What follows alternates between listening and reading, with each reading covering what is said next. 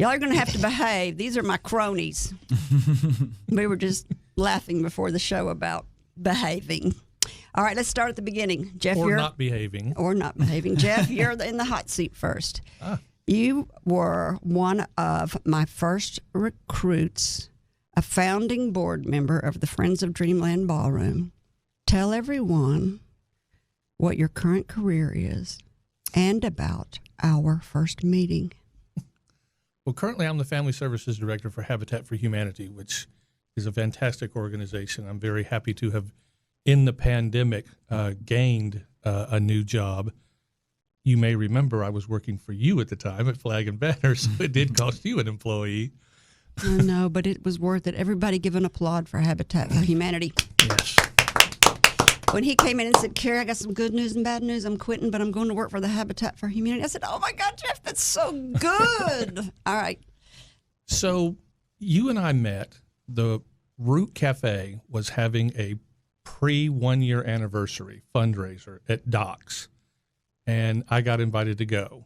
And I was there, and aside from meeting you, the thing I remember most is there was a dude there that had his hair in dreads, and he had a jacket on, and something looked a little off, and he had a rat on his shoulder that would walk back and forth across the top of his back.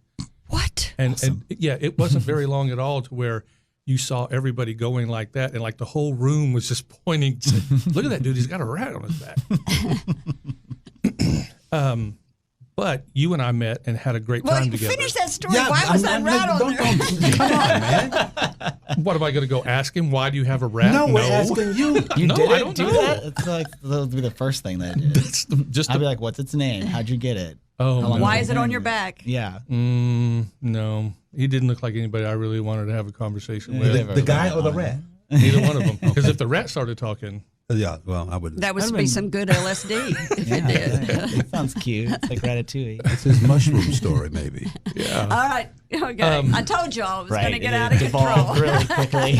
And then you knew that I worked at the Rep, and genius on your part, you reached out to somebody in the arts community, and I said, well, man, I'd like to help you, Kerry, but I work at a nonprofit. I don't have any money to offer. And you said, oh, that's okay. I just like your vibe. Come join us. And all of that is true. Yep. Sounds about right. None of us have any money that work for the Friends of Dreamland Ballroom, where it's all about the endearing passion that we feel for it. You Yes. know, it really is. We're just average people. I said it in our opening. We're just average people that share a vision, you know. Rick, you're next. You come on the board the second year. You're not a founding, but you're the second. This is also your second time to be on this show. When I started it in 2016, you were one of my first people to come on because you are an entertainer. Well, I was also a radio person. Yeah. Listen to that voice. Yeah. So, yeah. And then how did we reconnect after all these years? We reconnected because I used to go by your shop with my dog, India. I had a boxer, a Brindle boxer, pretty dog, for 11 years.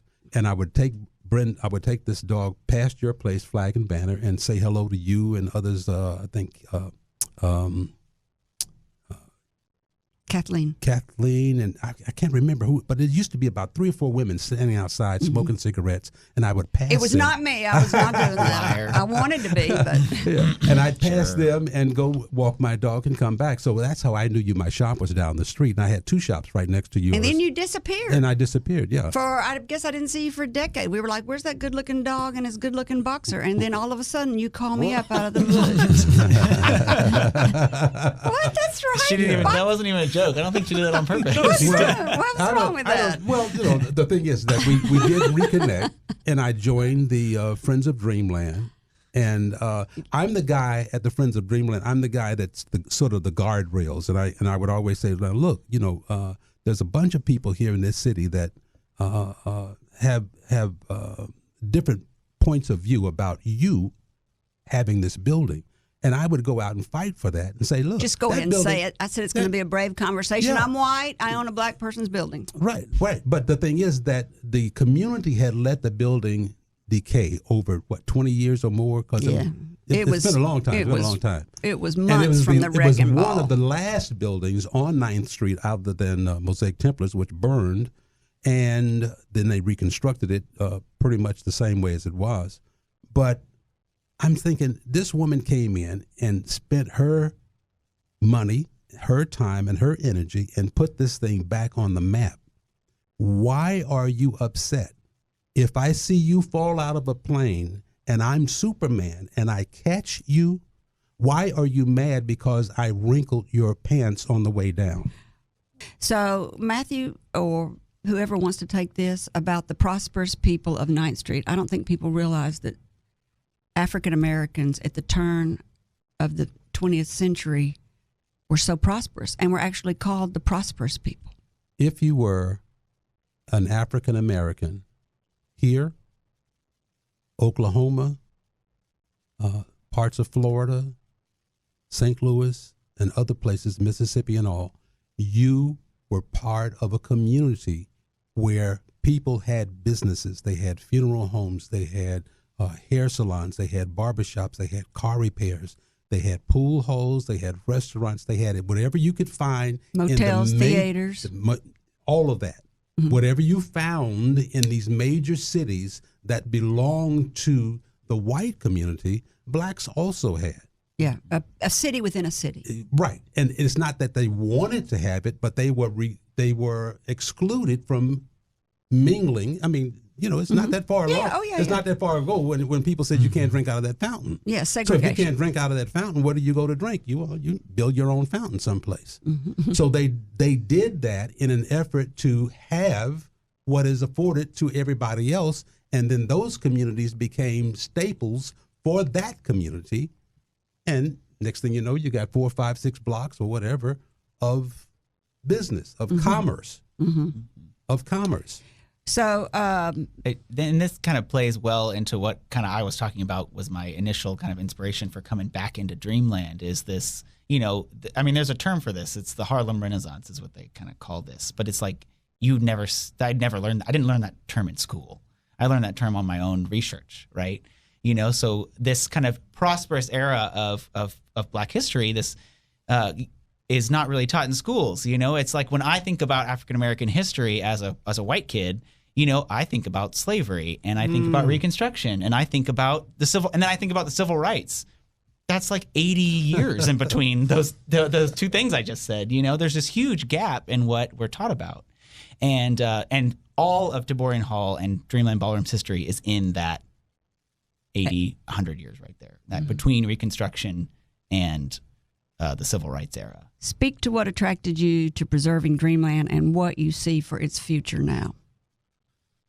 Well, I didn't have much history in preservation, but I know a good thing when I see it. And to see your passion in it and to be a part of the growth process was something that I had never done before. But you talked about when you take somebody upstairs, like when you did it the first time or two.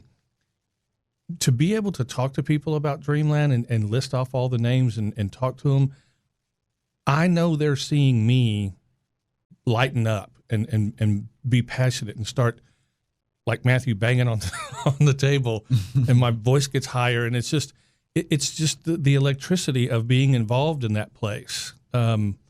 And then when you start to take people for tours, or when you're up there, and you know, I ran Dancing into Dreamland for a number of years, and you see all these performers who've done the research, they know what's going on, and then they walk in there and they see this cathedral to performing. It's just magical. I mean, it's just there's no tiring of people's reaction whenever they breach the stairwell and open up into this giant cathedral. It's just magical. It really is. And it's that way, like, empty, you know? Yeah, and so like that way so empty. when you have people, or you're the person performing, or you're the person seeing the performance in there, like, you know, I always say the ghosts come out of the wall. Like, an energy is, like, palpable, you know, that something comes out of those old walls, and it's... And to see, and I refer to it as, like, you know, to see the old girl all dolled up for dancing into Dreamland. When you've got the lights and the sound. my I thought he was for a minute too. I'm not talking about her. The old girl on doll. Okay. Okay, come on back. But the tables with the tablecloths and the decorations and everybody walking around with wine glasses and they're in their Sunday best and people are dancing and stuff. It takes you back to, oh my gosh. And there's that great scene in the documentary where they actually have people dancing and a jazz band playing. It's just remarkable to see it come to life. You're right. It is amazing when you walk in and you've got all that, you said gravity earlier. But it's also great to see her all dolled up and actually being used for, like we talked about, bring the party back. Actually see a party in there. Oh yeah. That's good stuff. Right now, if you want to get involved or you looking for a Christmas present, Matthew's selling bricks at the dreamlandballroom.org. You can buy someone a brick for Christmas, not coals, not switches, but a brick.